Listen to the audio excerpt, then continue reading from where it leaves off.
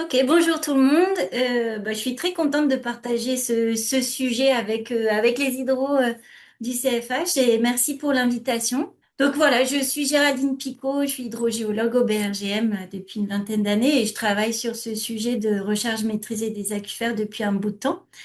Et puis, je vais commencer directement par des mots-clés et justement pour dire ce qui est sous-entendu par ce mot-clé recharge maîtrisée des aquifères qui vient du Managed Aquifer Recharge, de la terminologie, on va dire, plutôt récente internationale, mais il y a évidemment les mots-clés recharge artificielle des aquifères, réalimentation des aquifères, gestion active, recyclage des eaux usées traitées, réalimentation des nappes, recharge de nappes, etc. Donc si vous voyez MAR quelque part, c'est recharge maîtrisée des aquifères. Dans la partie introductive, toujours au niveau des définitions, j'ai repris quand même en clin d'œil à Marga, enfin Jean Marga, c'est la définition qui était déjà, je trouvais intéressante puisque l'idée c'est une action d'introduire volontairement de l'eau dans un réservoir aquifère qui met en œuvre des procédés aussi variés que les objectifs qu'elle se propose d'atteindre. Donc c'était déjà assez, on va dire, actuel finalement cette définition.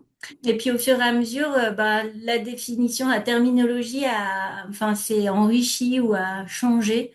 Par exemple, on peut reprendre celle qui est prise dans le guide australien, donc la recharge intentionnelle d'un aquifère dans des conditions contrôlées à l'aide d'une source d'eau, y compris l'eau recyclée, afin de la stocker, entre guillemets, en vue d'une utilisation ultérieure ou d'un bénéfice environnemental, tout en protégeant la santé humaine et l'environnement. Et très récemment, la définition reprise par Peter Dillon, qui est une stratégie de gestion de l'eau en parallèle de la gestion de la demande pour maintenir, améliorer et sécuriser les systèmes hydrogéologiques sous stress hydrique et pour protéger, améliorer la qualité de l'eau. Donc, on voit bien l'évolution de cette pratique. Et le but est d'améliorer et maintenir le bon état des ressources en eau d'une manière qui soit appropriée, écologiquement durable, techniquement viable et souhaitable sur les plans économiques et sociaux. Donc voilà pour mettre le cadre et finalement les objectifs opérationnels de ces pratiques, c'est vraiment stocker, alors entre guillemets, puisque ça s'écoule dans la partie souterraine, mais c'est un stockage temporaire des ressources en eau. On cherche à ralentir les écoulements d'eau via le milieu souterrain pour prévenir des effets du changement climatique, soutenir des débits d'étiage, limiter des conflits d'usage en période de tension ou aussi améliorer la qualité des eaux, lutter contre des pollutions, donc par exemple l'intrusion saline, mais aussi peut-être des panaches de pollution ou en tout cas une qualité d'eau un peu dégradée. Et on peut chercher à utiliser les capacités du sol et du sous-sol pour épurer ces eaux qui sont peut-être pas de bonne qualité initialement qu'on introduit dans l'aquifère. Et puis en participant aussi avec la dilution, les effets de dilution. Et aussi, ça peut servir à lutter contre les phénomènes de subsidence des terrains. Et je mets trois petits points parce qu'il peut y en avoir encore d'autres. L'idée, c'est qu'il y a différents aussi besoins d'eau derrière ces pratiques. Ça peut être de l'eau potable, de l'eau pour l'irrigation, pour l'industrie ou pour les écosystèmes. Et il faut toujours garder en tête que en lien avec justement cette stratégie, c'est que ça vient toujours en complément des faveurs de réduction des prélèvements et de limitation des émissions polluantes. Voilà à quoi ça peut ressembler. Il y a beaucoup de techniques différentes, de systèmes de recharge différents. Donc par puits, par un seul puits ou par un doublé de puits, donc qui injecte ou qui prélève, mais par filtrat de berge, aussi par infiltration via la dune, des bassins d'infiltration, des retenues de percolation, le captage d'eau de pluie et d'infiltration. Il y a également tout le système voilà, par alternance de stations d'épuration, de rejet de stations d'épuration, par exemple, on va utiliser en fait une dynamique liée à la zone non saturée d'aération et d'infiltration. Et puis aussi des barrages de sable, des lâchers de retenue, ça peut être très vaste. Et là, j'ai rajouté, enfin aussi, ils incluent le système de barrière physique souterraine dans la définition de Peter Dillon.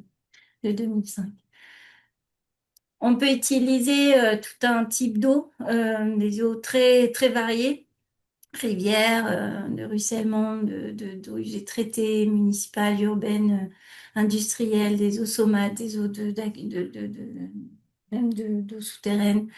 Et ces différents types d'eau bah, peuvent être utilisés dans chacun des systèmes, que ce soit les bassins, les puits, etc.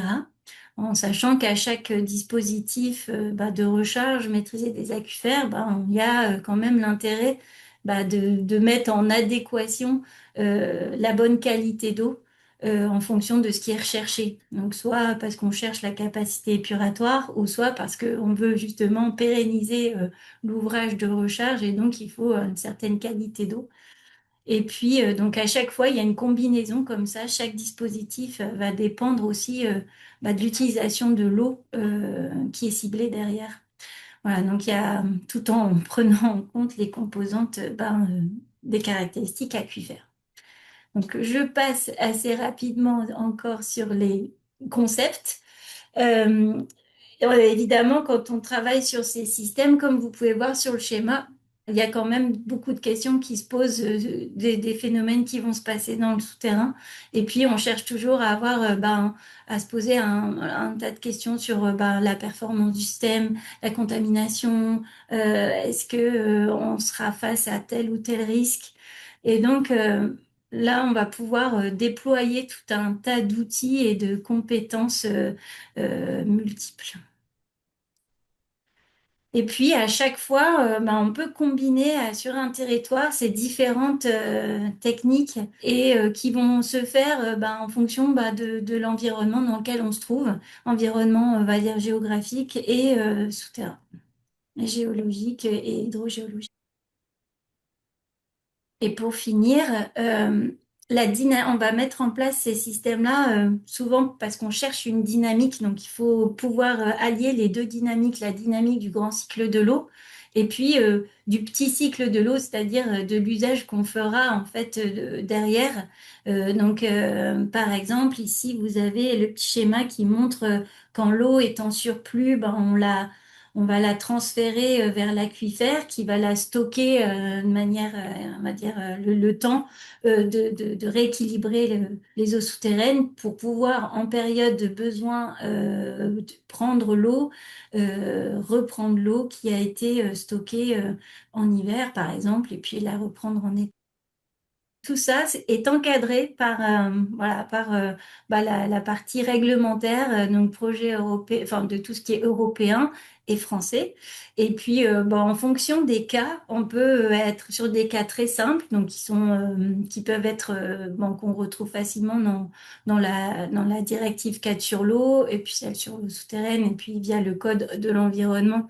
Et donc, ça peut être des choses assez simples qui en fait vont permettre d'obtenir une autorisation parce qu'on aura présenté une évaluation des impacts très faibles, enfin sans impact. Et donc l'autorisation sera donnée pour pouvoir être suivi, enfin le système sera suivi, contrôlé jusqu'à ce qu'il y ait un renouvellement d'autorisation. Et selon certains cas, ça peut être vraiment beaucoup plus compliqué d'un point de vue réglementaire. Et là, on va commencer à ouvrir chaque on va dire, code. Et là, ça devient voilà, des boîtes gigognes. Là, j'ai mis une boîte de Pandore, mais c'est vrai que ça peut vite être un petit parcours pour trouver les bonnes façons de faire. Eh bien, dans tous les cas, ces systèmes doivent être compatibles au projet avec les SDAG, les SAGE, les dispositions du plan de gestion des risques et des inondations et les objectifs de qualité des eaux. Et puis, il faut qu'il n'y ait aucune incidence du projet sur plusieurs sites protégés comme Natura 2000. Et puis, voilà, il faut montrer que ce choix est pertinent parmi d'autres alternatives. Donc, pour ceux qui ont envie, vous pouvez aller sur Légifrance ou sur la directive 4 sur l'eau. Et puis récemment, il y a une note sur la stratégie qui est sortie là en 2024 concernant la recharge maîtrisée des aquifères qui reprend pas mal d'éléments des directives. C'est très intéressant. Voilà pour le contexte. Et puis sur la plateforme Y, de manière volontaire, enfin bénévole, sont mis les différents sites sous leurs différentes formes de type de sources d'eau, de techniques d'infiltration qu'on peut retrouver donc sur cette plateforme avec des fiches qui présentent les cas d'études. Un début, on va dire, de bancarisation de bases de données des systèmes MAR à l'échelle internationale. Alors, qu'est-ce qui se passe en France? Bon, j'ai repris sur la base des éléments qui ont été donc documentés là par les collègues du Bergem dans les différents rapports qui sont sortis là ces dernières années. La stratégie MAR, elle est employée en France depuis longtemps et je pense que de nombreux, nombreux parmi vous ont participé à la mise en place de ces sites certainement. Et puis, donc depuis les années 60, donc vous avez sur la carte ici les différents sites qui ont pu être mis en place. Ils sont pas tous bien détaillés ou tous reconnus dans ces documents, mais en tout cas, les principaux sont présents. Et l'inventaire national présente plus de 78 installations. 70% d'entre elles sont dédiées à l'eau potable. Et 66% là, à l'époque d'installation fonctionnent encore. Et ce sont principalement des bassins d'infiltration ou des systèmes combinés. Et voilà. Et les volumes qui sont recensés ne font que croître depuis les années 60. Donc de 20-30 millions de mètres cubes par an, là c'était plus de 100 millions de mètres cubes par an. Et puis, ça n'intègre pas tous les systèmes de riverbank filtration, donc les filtrats de berge, puisqu'en fait, la plupart des captages eau souterraine sont le long des cours d'eau et parmi eux, certainement, sont semblables à des systèmes de filtration par berge, mais ne sont pas inclus dans cet inventaire. Donc, je vous laisserai aller explorer les documents. Pour faire juste un état des lieux, les sites MAR français, en fait, voilà, c'est pour voir un peu la proportion. Il y en a quand même certains qui sont fermés, donc soit parce qu'ils ont été mal mis en place ou mal dimensionnés par méconnaissance, ou parce qu'il n'y en avait plus besoin. Ça répond à des problématiques quantitatives, mais aussi qualitatives, et finalement à 40% de qualité et quantité équivalent. Et puis l'utilisation, donc principalement pour l'eau potable, mais il existe quand même une part, voilà, une part qui est inconnue ou autre. Alors, ça peut être environnemental ou irrigation peut-être. Et puis les différentes technologies, enfin techniques d'infiltration, donc infiltration par bassin dans la plupart du cas, et quelquefois un peu les puits. Je vous montre juste quelques sites clés. Donc, le site voilà, sur l'ouest parisien, donc de Croissy-sur-Seine et Flins-Aubergenville, qui sont quand même assez importants. Donc voilà le site de Croissy, donc sur la boucle de la Seine, et puis Flins aussi, donc ces systèmes-là utilisent des bassins d'infiltration et puis captent l'eau de ces bassins. Le site de Flins utilise en plus des forages le long de la Seine pour pouvoir prélever aussi par filtrat de berge.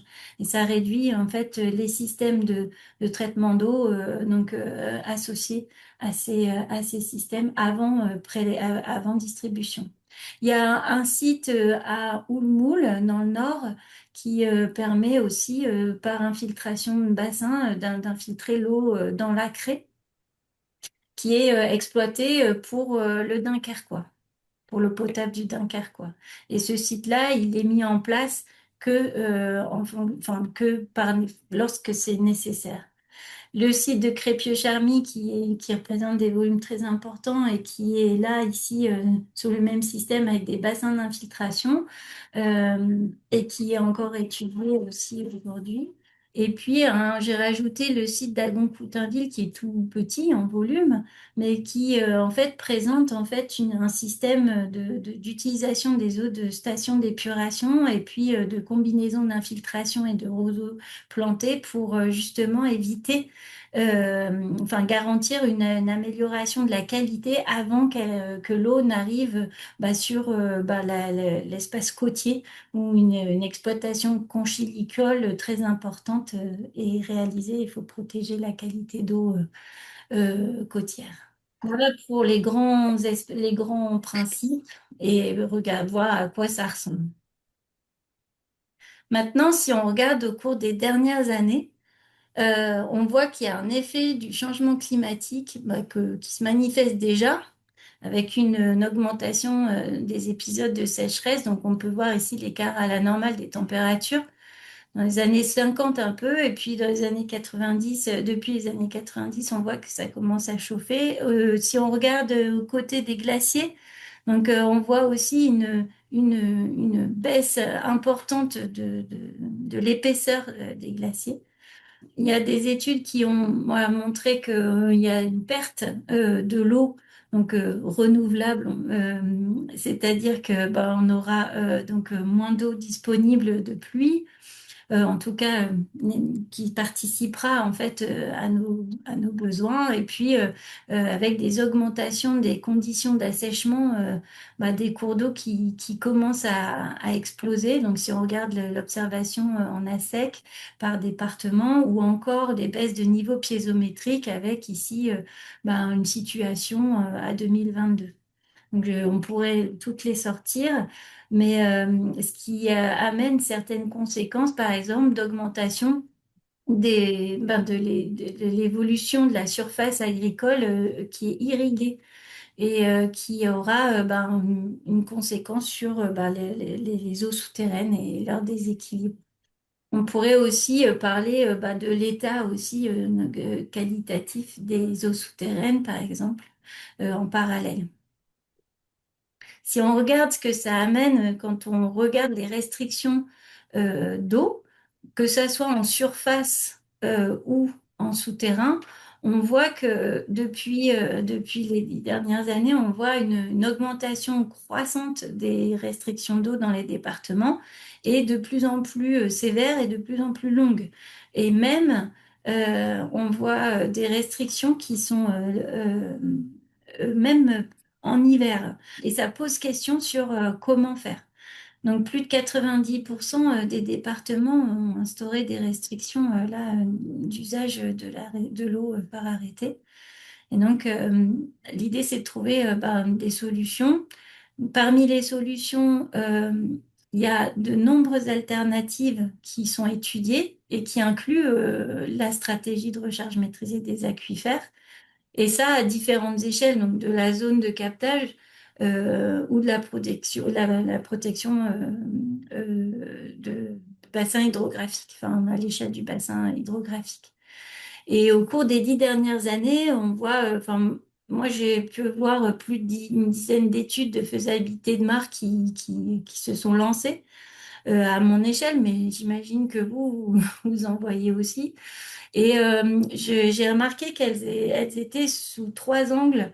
Donc, soit d'identifier des sites potentiels MAR pour étudier la préfaisabilité, donc à différentes échelles, donc très locales ou régionales, ou alors des études qui cherche à concevoir et à implémenter de nouveaux sites de recharge et pour obtenir des autorisations nécessaires. Et puis d'autres études qui consistent à comprendre mieux, à améliorer les connaissances sur les sites qui existent et qui sont déjà pérennes. Mais pour étudier peut-être leur performance ou peut-être pour, enfin, juste pour améliorer les systèmes en quantité ou en qualité. Et je voulais vous présenter justement ces trois, enfin, j'ai pas mis tout, mais donc si on regarde les exemples d'études qui ont été faits qui concernent la faisabilité, c'est que il y a ce projet que vous connaissez certainement de l'Agence de l'eau Rhône-Méditerranée-Corse qui cherchait justement à utiliser par une approche multicritère cartographique euh, les zones d'intérêt où on pourrait recharger les aquifères, donc par bassin par exemple, ou par Ça existe également, enfin, l'étude a aussi été menée pour les puits. Ça s'appuie sur différents critères physiques comme la pente, la perméabilité, l'épaisseur de la zone non saturée, des proxys de capacité d'infiltration et les caractéristiques des aquifères. Donc, on peut voir sur la carte à l'échelle régionale ben, différentes voilà, possibilités du défavorable au favorable. Et ensuite, des études peuvent changer d'échelle et travailler. Donc là, par exemple, à l'échelle régionale, toujours sur la même approche, pour essayer de détailler certains endroits et puis voire même cibler des territoires d'intérêt favorables dans lesquels on peut rajouter de nouvelles contraintes ou en tout cas des critères là qui étaient plutôt économiques en tenant compte bah, du caractère opérationnel ou du capital. Et donc, ça permet à chaque fois de trouver des zones qui seraient plus pertinentes pour la mise en place de systèmes. La même approche peut être faite, donc là, à l'échelle du département, et c'est l'exemple de l'Indre-et-Loire, des études qui sont en cours, qui cherchent, ben voilà, alors c'est plus la même approche et plus l'approche multicritère cartographique, c'est plutôt là ici une approche multicritère, je veux dire expert, qui va prendre tout un tas d'informations cartographiques cartographier, mais pas que, et commencer à choisir en associant ces informations bah, des zones qui pourraient être plutôt intéressantes. Donc là, c'était la géologie, les caractéristiques aquifères, les épaisseurs de zones non saturées, mais aussi les zones protégées, les zones inondables, la demande en eau. Chaque fois, on va venir croiser différentes informations, conditions qu'elles existent. Donc voilà pour ces premiers types d'études. Donc il y en a d'autres, je ne vais pas toutes les citer, qui sont en cours ou qui sont en tout cas en train d'essayer de prendre, de prendre à différents endroits du territoire. Il y a également bah, les nouveaux sites. Alors celui-là, il est peut-être plus si nouveau que ça, mais ça fait quand même 10 ans et enfin un peu plus, un peu plus de 10 ans. Donc sur le site de la métropole de Toulon, donc le site Aquarenova, sur la plaine du Gapot.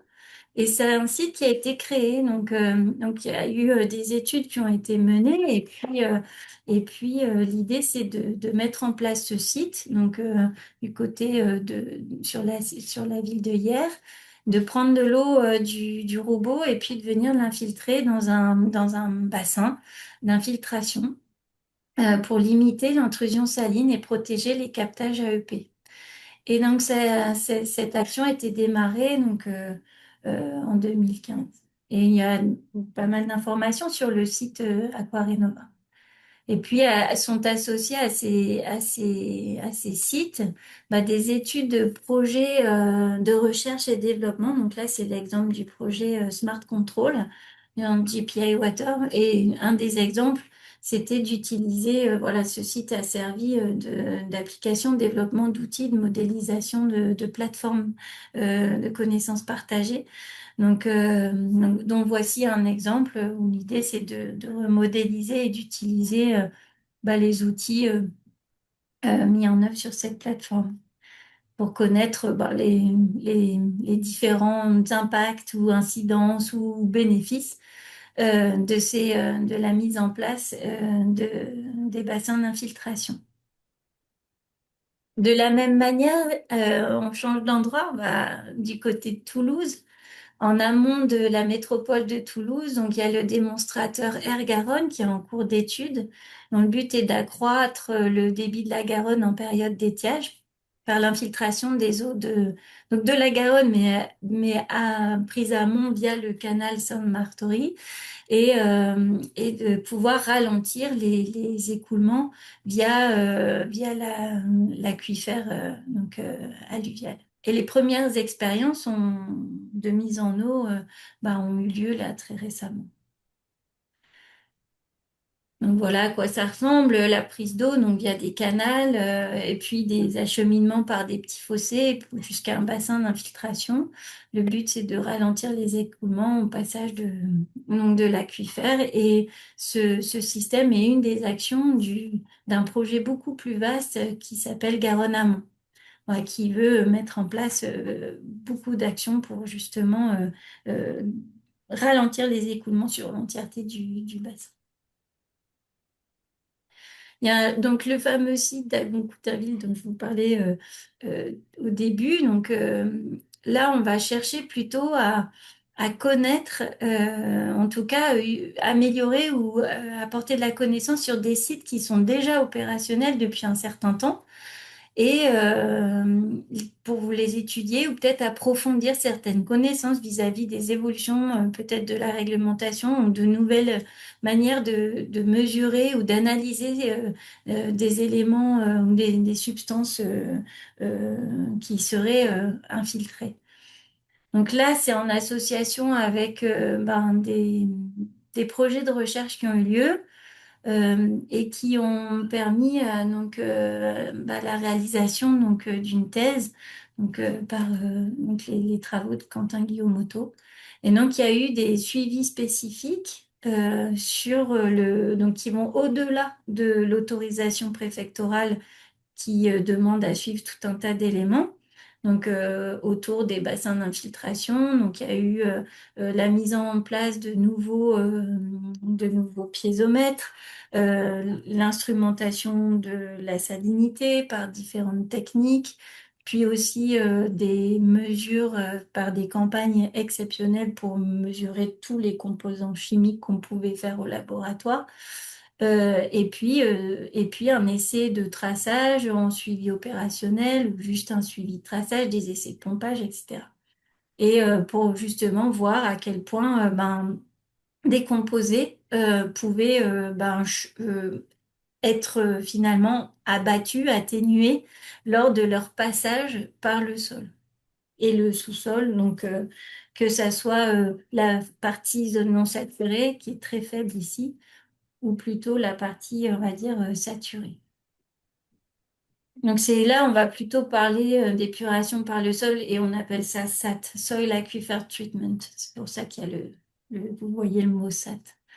Et puis, il y a aussi un exercice de modélisation, donc des écoulements du transport de soluté pour justement essayer de comprendre, en plus, ici, à Agon-Coutainville, dans la baie, enfin, on va dire plutôt du côté de Granville, baie du Mont-Saint-Michel avec un marnage qui est très important. Donc, l'idée de voir comment, en fait, l'environnement naturel autour de ce système de recharge maîtrisée d'aquifères vient influencer la dilution, les vitesses de déplacement, le temps de résidence, etc., qui va être qui va avoir des conséquences sur la réaction ou en tout cas l'atténuation de certains micropolluants.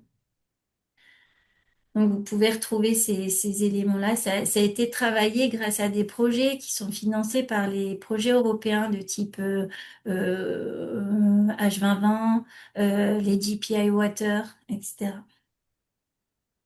Donc voilà pour le petit tour de Agon-Coutainville. Et puis, est en cours aussi des études donc, avec Aquavesc et Suez sur justement l'amélioration à la compréhension du système de Croatie.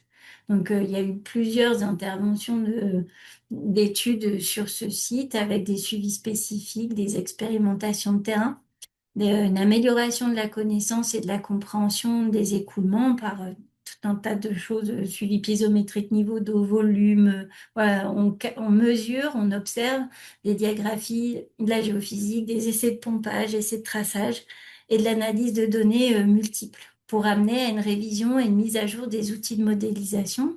La question, en fait, qui est posée, c'est vraiment de voilà, trouver une manière de capitaliser des données historiques, de les croiser et croiser l'ensemble des données historiques qui sont pluridisciplinaires. Parfois, c'est pas une mince affaire. Et puis, améliorer la gestion du champ captant par une meilleure compréhension de l'hydrosystème. et ensuite permettre la simulation de situations de crise. Donc là, ça peut être des sécheresses, mais souvent enfin là pour le coup, c'est plutôt la crue.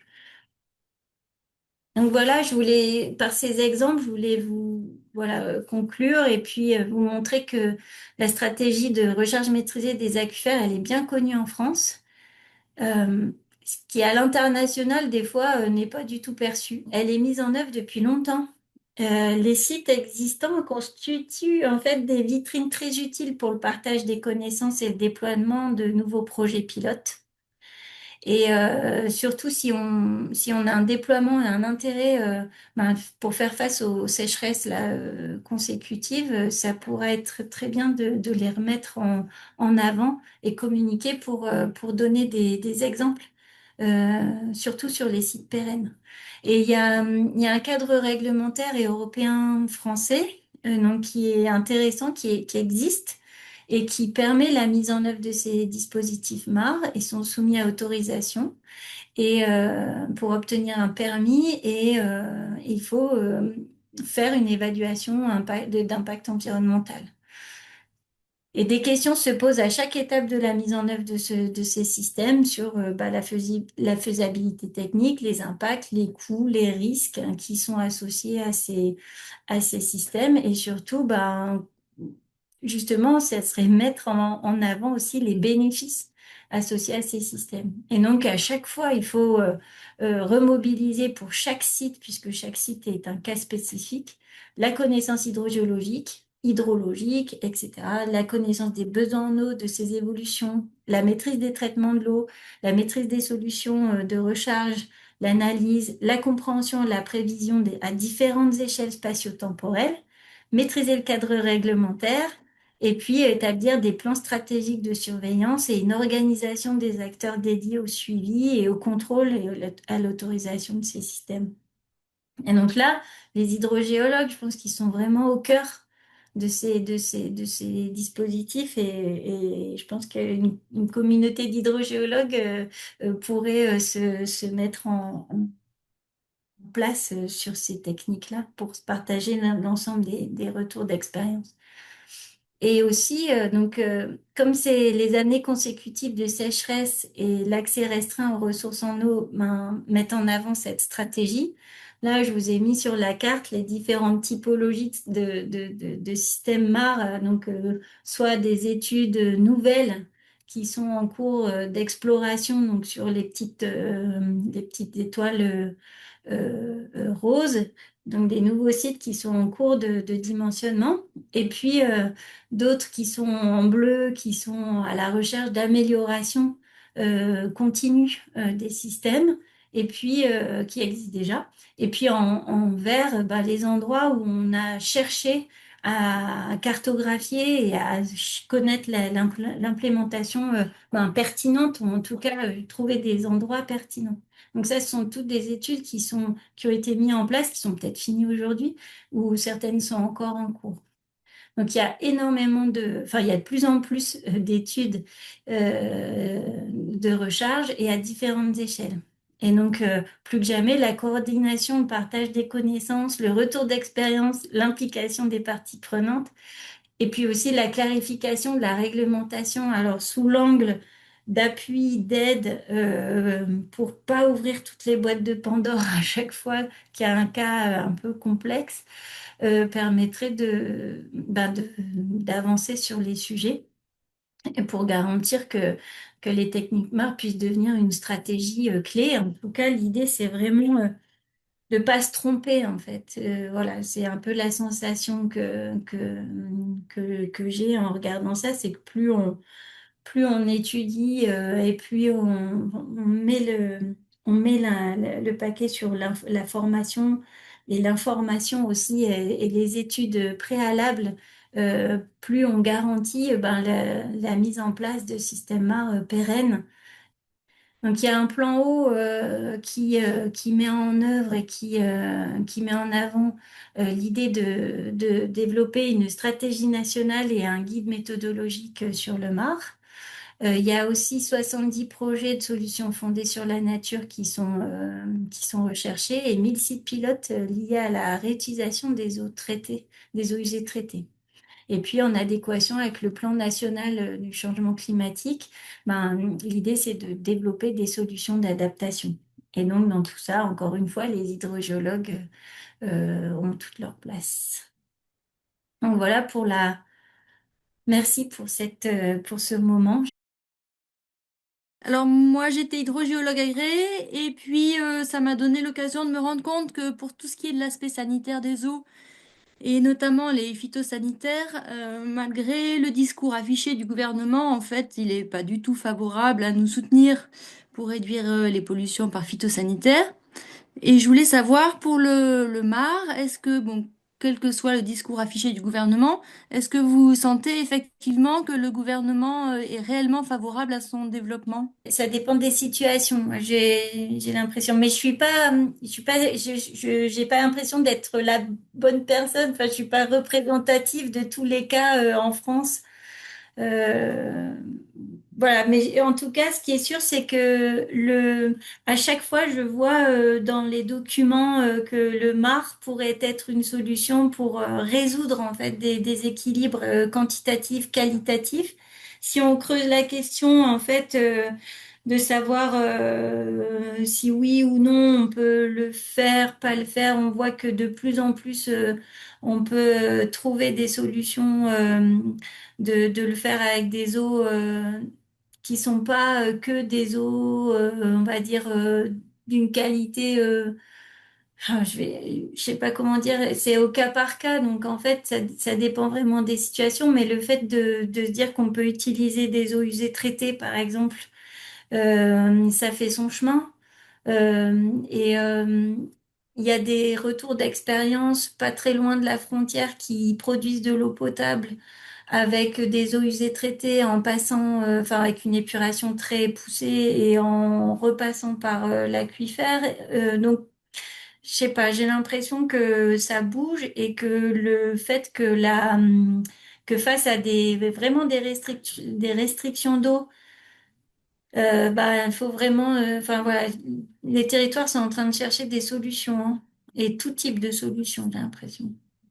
Savoir s'il y avait quelques exemples au niveau national sur des recherches au niveau du karst. Alors, je pensais plutôt à des barrages en amont ou des barrages ou des retenues au niveau des pertes pour les systèmes binaires, même si en effet, j'ai vu Patrick m'a répondu là sur le lèse, mais voir s'il y avait d'autres exemples dans le karst, oui.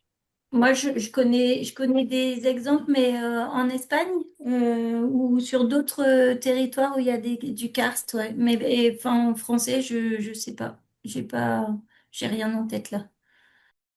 Merci pour cette belle présentation. Alors, je voulais en particulier citer un des cas importants sur lesquels on avait travaillé au niveau du BRGM Nord-Pas-de-Calais à l'époque pour réalimenter la nappe des calcaires carbonifères de la région Lille-Roubaix-Tourcoing ainsi que du secteur de Tournai, karst qui au niveau de la région de Tournai est en partie recouvert par les alluvions de l'Escaut.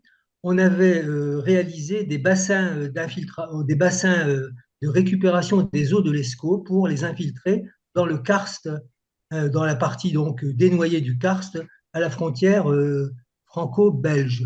Donc tout ça, c'était dans les années 70, hein, donc on avait mis en place ces bassins, et puis on s'est aperçu finalement que en utilisant l'eau de l'Escaut qui recevait toutes les eaux polluées du bassin minier du Douaisis, du Valenciennois, eh ben, on était coincé parce qu'il y avait de grosses charges en sulfate et en chlorure, plusieurs centaines de milligrammes par litre, ce qui fait que rien ne pouvait être finalement filtré par les alluvions pour être infiltré dans les calcaires.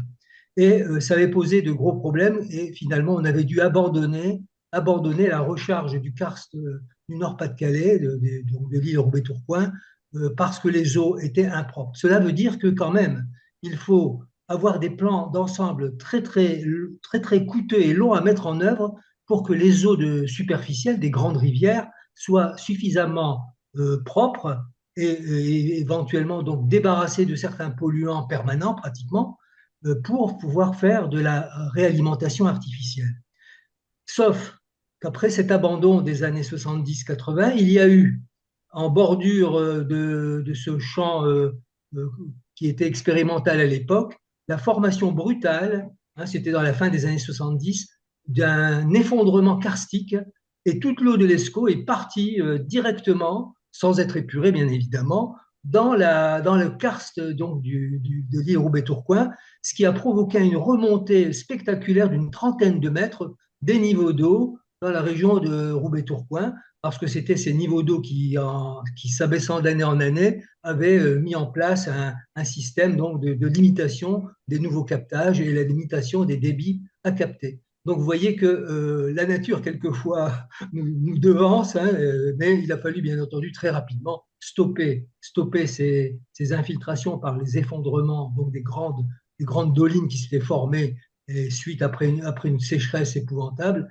et de grosses pluies. Hein, donc il avait fallu stopper donc, tout ce système de réalimentation de l'aquifère souterrain. Voilà un exemple, malheureusement, qui n'a jamais abouti de réalimentation d'une nappe souterraine karstique.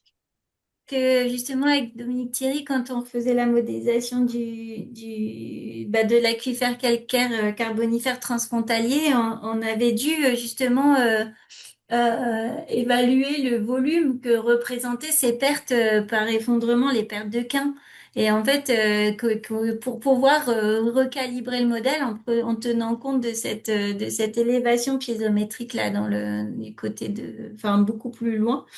Et d'ailleurs, ça nous avait aidé à trouver un peu des caractéristiques, on va dire, des paramètres aquifères. C'était intéressant.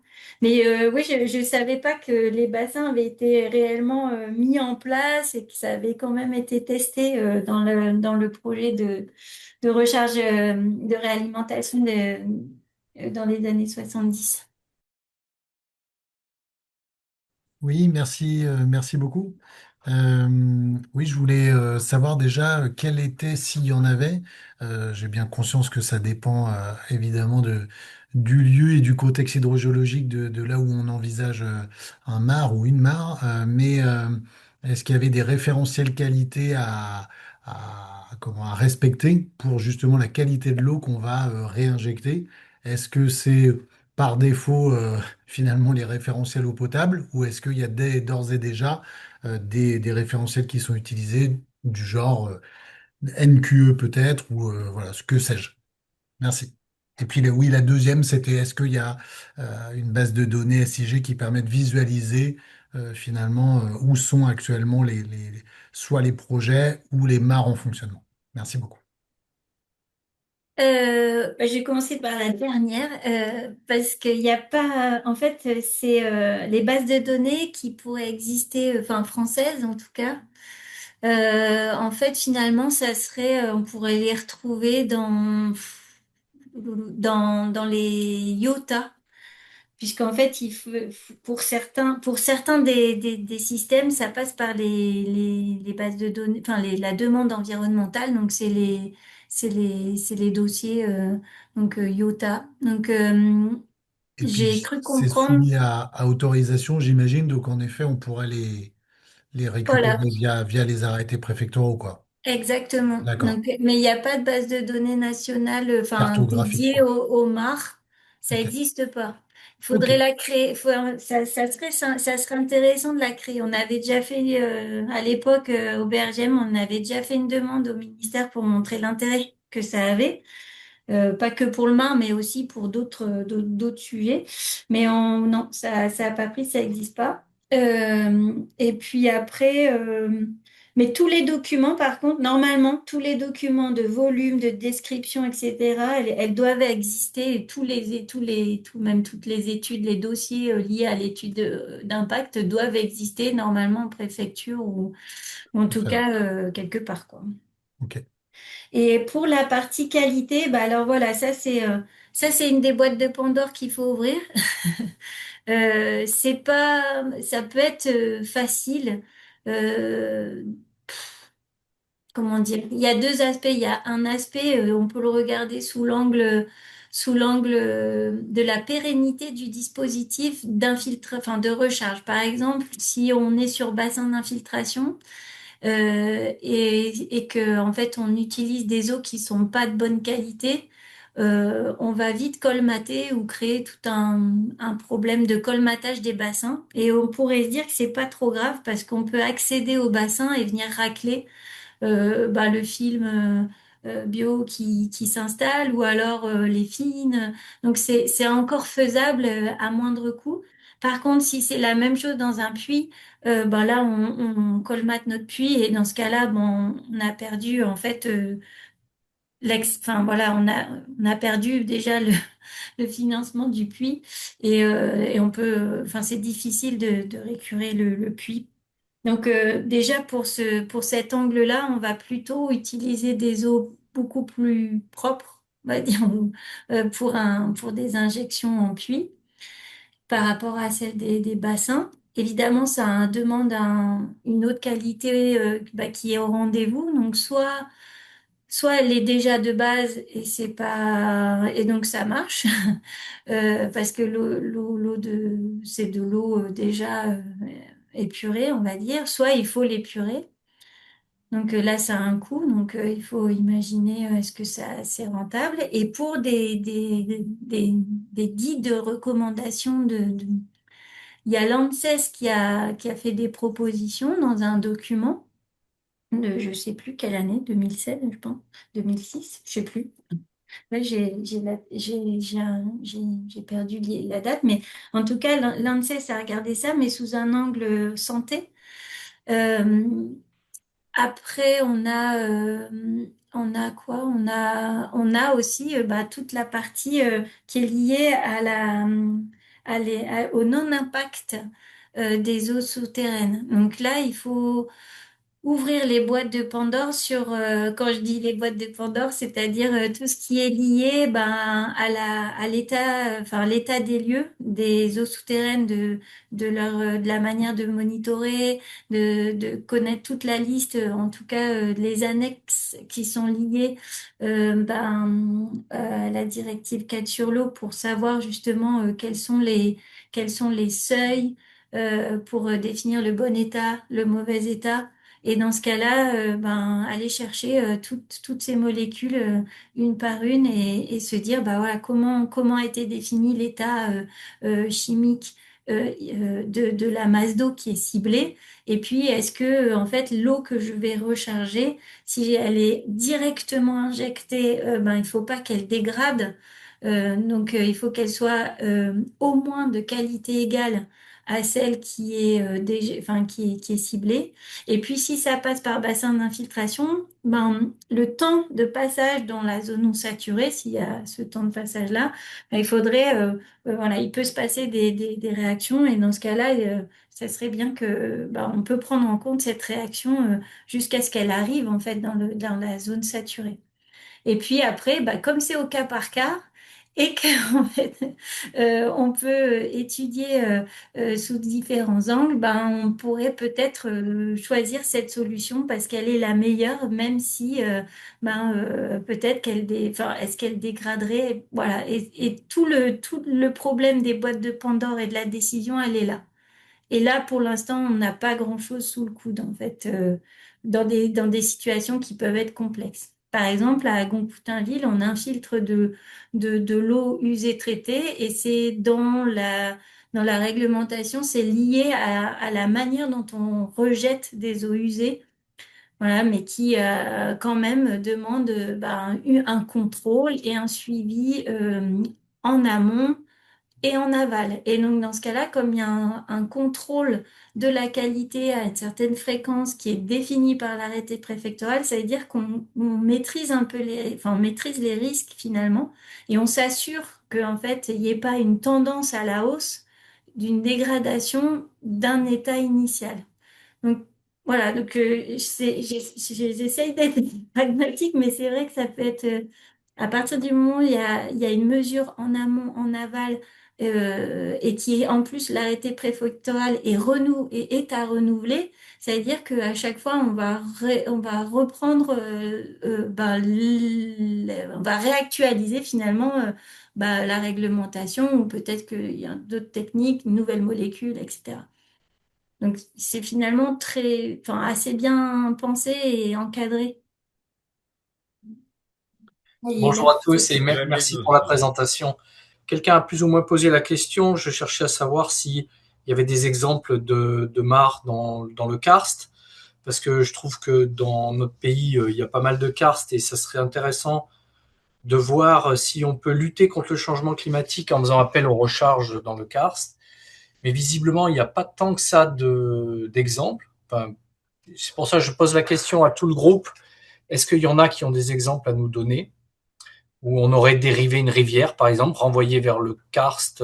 Donc à part ce qu'a dit Jackie dans le nord, là, euh, parce que la question se pose aussi, si on recharge le karst, il y a souvent des sorties qui sont plus faciles par les surverses, etc. Donc ça pose des questions de stockage. Voilà. Et ma deuxième question, c'est, on a parlé de plan national d'adaptation au changement climatique et de plan eau. Comment solliciter ces plans? Est-ce que concrètement, on a des contacts à qui on pourrait faire des propositions? Voilà.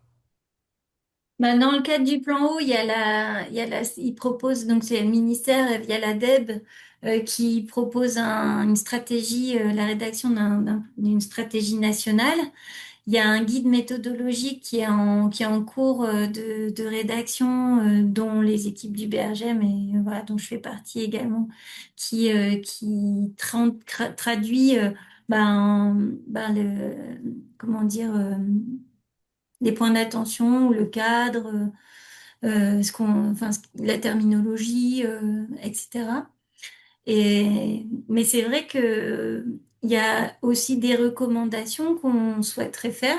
Et je pense que c'est l'occasion aussi de parler au service de l'État et au ministère pour dire il y a besoin en fait d'une base de données, de références, et puis de retour d'expérience qui est multi-acteur en fait.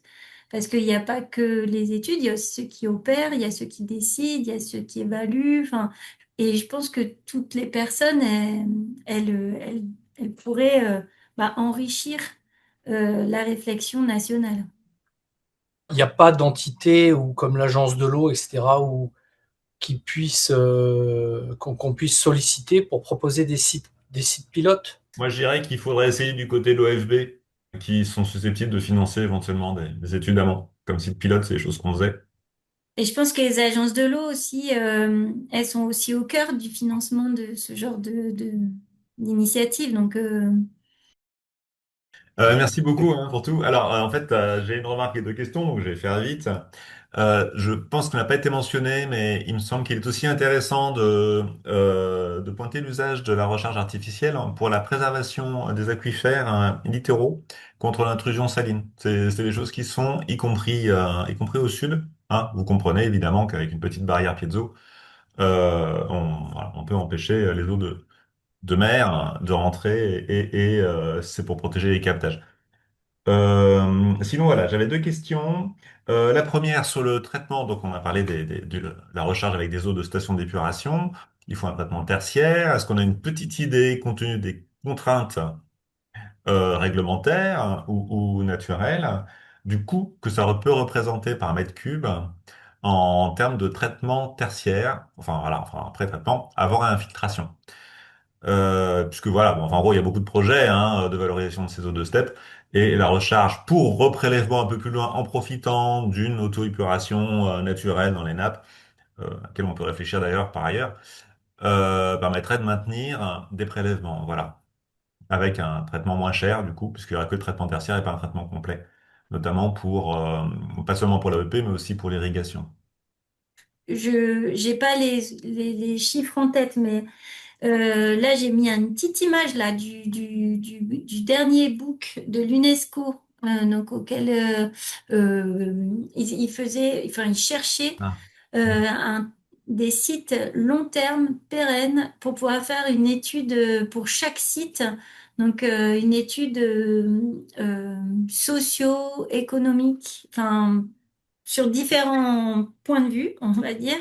Et donc là, il y a un tableau qui rassemble l'entièreté, enfin des sites qui ont voulu se prêter au jeu pour le bouquin et pour cette analyse-là. Et donc on trouve les coûts en fait au mètre cube qui inclut dans ce site-là. Alors évidemment, ils sont pas tous français, donc enfin d'ailleurs il y en a qu'un français, c'est le site d'Agon-Coutainville. Mais c'est pas du traitement tertiaire, c'est pas pour de l'eau potable, c'est pour protéger la partie environnementale côtière.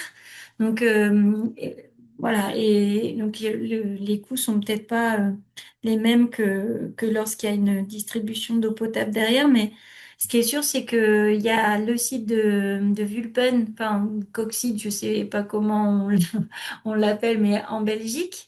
Donc, qui utilise les eaux municipales, qui fait un traitement poussé, tertiaire jusqu'à le réinfiltrer et repomper. Donc, peut-être ça peut être un équivalent. Et puis, il y a les autres sites, peut-être à l'international, qui pourraient aussi donner des idées Ce dans traitement l'usage. tertiaire peut être dimensionnant pour les collectivités si elles veulent faire de la recherche derrière. Quand on leur, enfin, voilà, quand on leur dit c'est une découverte, il ne s'agit pas simplement balancer de l'eau et repomper un peu plus loin. Voilà, et là sur le site d'Agon-Coutainville, c'est une station d'épuration classique, donc en fait, et on vient pas, enfin, l'aquifère dunaire est déjà de l'eau saumâtre, il n'est pas exploité ni pour l'eau potable je pense à peine pour l'irrigation, donc en fait, eux, ils y voyaient un bénéfice vraiment environnemental de ne pas polluer les eaux. Et d'éviter un traitement tertiaire, même s'ils sont en train d'étudier la question sur la possibilité d'un traitement tertiaire.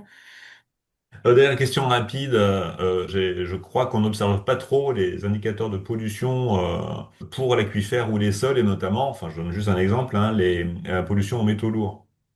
Quel est en fait le devenir des sites de recharge dans le temps, c'est-à-dire avec l'accumulation éventuelle de Mm. pollution en dessous, qu'est-ce que ça devient? Est-ce qu'on n'est pas en train de faire des sites pollués pérennes? Est-ce que cette idée fait son chemin?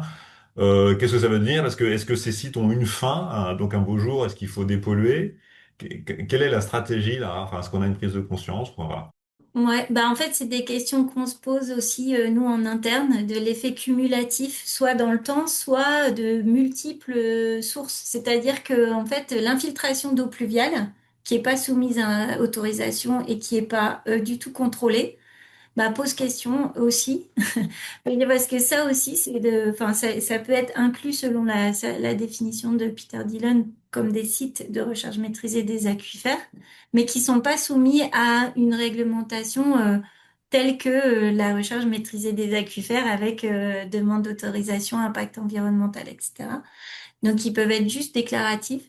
Donc, en fait, ouais, toutes ces questions-là, elles sont étudiées peut-être à travers des projets de recherche pour savoir justement, bah, est-ce que on cumule à force enfin, comment dire, à force de faire, d'utiliser la fonction épuratrice du sol et du sous-sol, enfin l'aquifère, est-ce que finalement on n'est pas en train de cumuler et ouais, ça demande d'être étudié. Alors, je pense je me demande s'il n'y a pas des projets en cours, peut-être via le One Water, dans le projet recherche, je ne sais pas s'ils font ça sur Agon-Coutainville, étudier les sédiments en cours du transit, enfin du chemin par différentes approches. Je pense que dans la partie, alors là, c'est les hydro, on va dire, la partie de surface, ceux qui travaillent plus sur l'infiltration des eaux pluviales, je pense qu'ils travaillent là-dessus aussi, mais sur comment dire, les premiers mètres. Voilà, mais j'ai un regard partiel là. Merci.